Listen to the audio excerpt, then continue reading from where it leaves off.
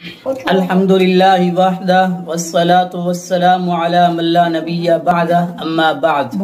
سوال کیا گیا ہے کیا ایک شخص کی بیوی فوت ہو جائے تو کیا وہ اس کی بھتیجی یا بھانجی سے نکاح کر سکتا ہے؟ تو عرض یہ ہے کہ بیوی کی موجودگی میں ان کی خالہ اور ان کی پھوپھی سے نکاح کرنا حرام ہے، البتہ ان کی عدم موجودگی میں یعنی طلاق ہو جائے یا فوت ہو جائیں تو پھوپھی فوت ہو گئی ہے تو اس کی بھتیجی سے نکاح کیا جا سکتا ہے، اگر خالہ فوت ہو جائے تو اس کی بھانجی سے نکاح کیا جا سکتا ہے۔ یہ ان کی عدم موجودگی میں ہے، نہ کہ ان کے وہ بھی نکاح میں ہیں، پھوپھی بھی نکاح میں ہیں اور اس کی بھتیجی بھی آپ لے لیں تو یہ حرام ہے، یہ جائز نہیں ہے۔ سیدنا ابو ہریرہ رضی اللہ تعالیٰ عنہ بیان کرتے ہیں کہ رسول اکرم صلی اللہ علیہ وسلم نے فرمایا کسی عورت کی موجودگی میں اس کی خالہ اور اس کی پھوپھی سے نکاح نہ کیا جائے، یعنی بھتیجی اور بھانجی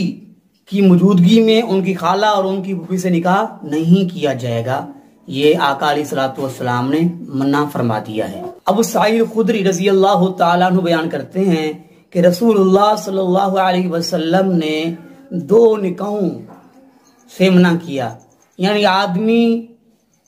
خالہ کی موجودگی میں اس کی بھانجی اور پھوپھی کی موجودگی میں اس کی بھتیجی کو جمع کرے،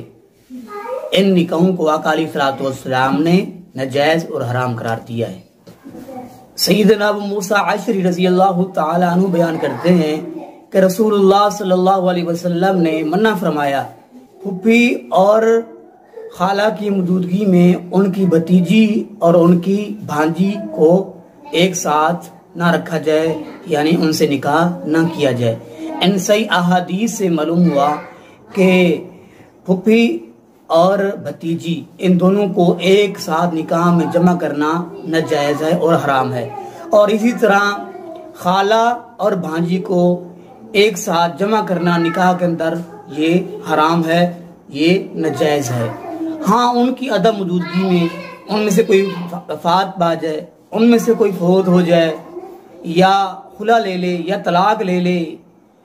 ان کی جدائی کی صورت میں پھر وہ شخص اس کی اپنی بیوی جو اس کی بیوی تھی اس کی بھتیجی سے یا اس کی بھانجی سے نکاح کر سکتا ہے، اس صورت میں یہ جائز ہے، واللہ اعلم۔